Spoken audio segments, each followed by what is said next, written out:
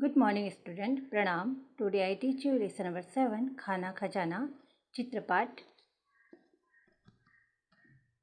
देखो बच्चों, इस पिक्चर में दादी माँ पुस्तक पढ़ रही है, माता खाना बना रही है, बेटा खाना खा रहा है और चूल्हे पर एक साइड तवे पर रोटियां बन रही है और दूसरी साइड कुकर लगा हुआ है, यानी गैस के चूल्हे पर कुकर रखा हुआ है जिसमें कुछ पक रहा है.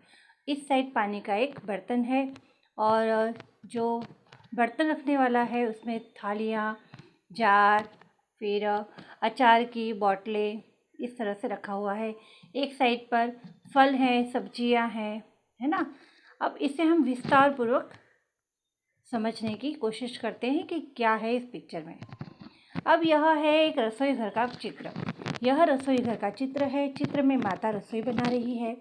गैस के एक चूल्हे पर कुकर और दूसरे पर तवा रखा हुआ है. तवे में रोटी है. माता रोटी बेल रही है. पास में पानी का बर्तन है. कढ़ाई में आटा और थाली में सेकी हुई रोटियां है. नज़दीक में बैठा हुआ लड़का खाना खा रहा है. दादी माँ किताब पढ़ रही है. अलमारी में एक खाने में फल और सब्जियां हैं. दूसरे खाने में डिब्बे हैं. दूसरी अलमारी के डिब्बों में अचार, तेल, दाल और मिर्च मसाले हैं. थाली, गिलास, केतली आदि भी दिखाई दे रहे हैं. रसोई घर की खिड़की से बादल दिखाई दे रहा है. देखो बच्चों, यहाँ पर देखो पिक्चर में रसोई घर की जो विंडो है उधर से बादल दिखाई दे रहा है. इस तरह से ये पिक्चर है. अब हम इसके निम्नलिखित प्रत्येक प्रश्न के उत्तर के लिए दिए गए विकल्पों से सही विकल्प चुनकर उसका अक्षर प्रश्न के आगे बॉक्स में लिखेंगे. नंबर 1 में फल और सब्जियां हैं. तो किसमें फल और सब्जियां हैं? टोकरी में. टोकरी में फल और सब्जियां हैं. रसोई घर में बहुत सारे होते हैं. क्या होते हैं? बर्तन. बर्तन होते हैं. लड़का खा रहा है. तो लड़का क्या खा रहा है? क्या वो फल खा रहा है, सब्जी खा रहा है, बर्तन खा रहा है या खाना खा रहा है? तो आंसर क्या होगा? वह खाना खा रहा है.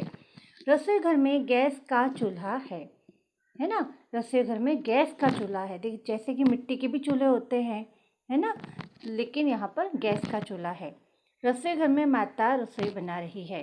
दादी माँ पुस्तक पढ़ रही थी और माता रसोई बना रही है. सही वाक्यांश चुनकर विधानों को पूर्ण कीजिए. लड़का भोजन कर रहा है. इसमें 3 ऑप्शन दिए बेटा. भोजन कर रहा है, माता के पास बैठा है या पानी पी रहा है. तो इन 3 ऑप्शन में से सही ऑप्शन होगा भोजन कर रहा है. पानी का बर्तन चूल्हे के पास है. दादी माँ पुस्तक पढ़ रही है. माता गैस के चूल्हे के पास बैठी है. इस तरह से आपके MCQ कंप्लीट होते हैं. प्रश्न 3 में है, रसोई घर में कौन कौन से बर्तन हैं? प्रश्न 3, निम्नलिखित प्रश्न के उत्तर लिखिए. रसोई घर में कौन कौन से बर्तन हैं? रसोई घर में मटका, थालियाँ, डिब्बा, चम्मच, डलिया, जार, कुकर, गिलास, केतली आदि बर्तन हैं. टोकरी में कौन सी सब्जियां हैं? टोकरी में आलू, लौकी, भिंडी, फूल गोभी आदि सब्जियां हैं. 3, टोकरी में कौन से फल हैं? टोकरी में अंगूर, सेब आदि फल हैं. प्रश्न नंबर 4, खिड़की से बाहर क्या दिख रहा है? खिड़की से बाहर बादल दिखाई दे रहा है. प्रश्न 5, आपके रसोई घर में क्या क्या है जो इस रसोई घर में नहीं है? हमारे रसोई घर में स्टैंडिंग किचन का प्लेटफॉर्म, पानी का नल, छलनी और एक्वागार्ड है जो इस रसोई घर में नहीं है. कोष्ठक में से उचित शब्द चुनकर रिक्त स्थानों की पूर्ति कीजिए. उबालकर, सेककर, तलकर. नंबर 1, बेसन के पकोड़े बनाए जाते हैं. कैसे बनाए जाते हैं? तो तल कर बनाए जाते हैं. गेहूं की रोटी बनाई जाती है. गेहूं की रोटी किस तरह से बनाई जाती है? तो सेक कर बनाई जाती है. 3 नंबर, चाय बनाई जाती है। चाय कैसे बनाई जाती है? उबाल कर बनाई जाती है। प्रश्न 5 है, क्या खाना पकाना केवल माँ का ही काम है? नहीं। तो बताइए, और कौन कौन खाना पका सकता है? खाना पकाना या खाना बनाना केवल माँ का ही काम नहीं है। पिताजी, भाई, भाभी, मैं और बहन भी खाना बना सकते हैं। ब, रसोई घर बनाने में और घर के अन्य कामों में आप किस प्रकार मदद कर सकते हैं? बताइए।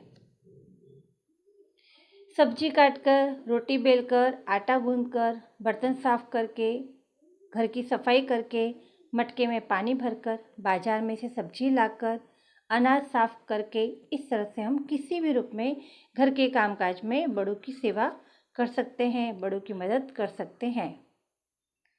प्रश्न 6 है, पढ़िए, समझिए और उदाहरण के अनुसार लिखिए। उदाहरण, लड़का स्कूल जा रहा है। लड़के स्कूल जा रहे हैं। लड़का एक वचन है, लड़के बहुवचन है, सिंगुलर प्लूरल। 1, घोड़ा दौड़ रहा है। घोड़े दौड़ रहे हैं। कमरा, यहाँ एक कमरा है। कमरे, वहाँ बहुत से कमरे हैं। पंखा चल रहा है। पंखे, सारे पंखे बंद हैं। पुस्तक, मैं पुस्तक पढ़ रहा हूँ। पुस्तकें, हम पुस्तकें पढ़ रहे हैं। फलों के अंग्रेजी नामों के आगे कोष्ठक से हिंदी नाम चुनकर लिखिए। 1 नंबर में देखो बच्चों, जामुन लिखा हुआ है, जिसे हम जामुन ही कहेंगे। आपको ऊपर जितने भी नंबर्स दिए हुए हैं, देखो ऊपर मैंने नंबर्स लिख दिए हैं, उसके नीचे शब्दों में लिखा हुआ है। आपको ढूंढना है और सही आंसर लिखना है। 2 नंबर में है पपैया, जिसे हम हिंदी में पपीता कहते हैं। ग्रेविया मीन्स फालसा, बनाना मीन्स केला, ग्रेप्स मीन्स अंगूर, कोकोनट मीन्स नारियल, कस्टर्ड एप्पल मीन्स शरीफा, गुआवा मीन्स अमरूद, मैंगो का अर्थ होता है आम, येलो बेरी यानी खिरनी होता है, पोमेग्रेनेट मीन्स अनार होता है, शुगर क्रेन मीन्स ईख होता है यानी गन्ना, मस्क मेलन यानी खरबूजा होता है, वाटरमेलन मीन्स तरबूज होता है। प्रश्न 8 है, सब्जियों के अंग्रेजी नामों के आगे कोष्ठक में से हिंदी नाम चुनकर लिखिए। अभी बच्चों क्या था, इंग्लिश में नाम था जिसे हमने हिंदी में लिखा, अब हिंदी में नाम दिए हुए हैं। यहाँ पर देखो, इंग्लिश में इससे पहले के जो क्वेश्चन था उसमें फ्रूट्स के नाम दिए थे, फल के नाम दिए थे, अब इसमें सब्जियों के नाम है ना। तो नंबर 1 में लिखा है ब्रिंजल, जिसे हम हिंदी में बैगन कहेंगे, पंपकिन जिसे हम कद्दू कहेंगे। 3 नंबर में लिखा है कॉलीफ्लावर, जिसे हम फूल गोभी कहेंगे। 4 में लिखा है टोमेटो, जिसे हम टमाटर कहेंगे। फिर है घुसबी, तो तुरई, जिंजर यानी होता है अदरक, याम यानी होता है जमीकंद, बीटर ग्राउंड यानी होता है करेला, कैबेज मीन्स बंद गोभी होता है, लेडीज फिंगर मीन्स होता है भिंडी, रेडिश का अर्थ होता है मूली, और स्वीट पोटैटो यानी होता है शकरकंद। फिर गिलोडा, वेजिटेबल में कुंदरू, हिंदी में उसे कुंदरू कहा जाता है। 40 नंबर में है ग्राउड यानी लौकी, ऑनियन मीन्स प्याज। फिर बल्बोस रूट यानी रतालू, राउंड गार्ड यानी होता है चचरीडा। 18 नंबर में है पोटैटो यानी आलू, जो सबका फेवरेट होता है। अब 9 नंबर में लिखा है बर्तनों के अंग्रेजी नाम। पहले थे फल के नाम, फिर सब्जियों के नाम आए, अब आए बर्तनों के नाम। बर्तनों के अंग्रेजी नामों के आगे कोष्ठक में से हिंदी नाम चुनकर लिखिए। अब देखो, फर्स्ट नंबर में लिखा है ए पेयर ऑफ पिंसर्स, तो इसे हम सणसी कहते हैं। फ्राइंग पैन, कढ़ाई। 3 नंबर में है बिग स्पून यानी मसालदान। 4 नंबर में है रोलिंग पिन फॉर ब्रेड यानी बेलन। टंग्स मीन्स होता है चिमटा। जार मीन्स जार यानी कांच की उसकी बरनी होती है ना, उसे जार कहा जाता है। 7 नंबर में a round stool to shape bread, चौका रोटी बेलते ना हम, रोटी उसको चौका कहा जाता है। 8 नंबर में है कुकिंग पॉट, जिसे पतीली कहा जाता है। 9 नंबर में है वेसल फॉर स्पाइस यानी Masaldan. Spoon for cooked rice, करछी। स्मॉल लेडल मीन्स होता है पौनी। ए पॉट फॉर चपाती यानी रोटी दान, जिसमें हम रोटी रखते हैं।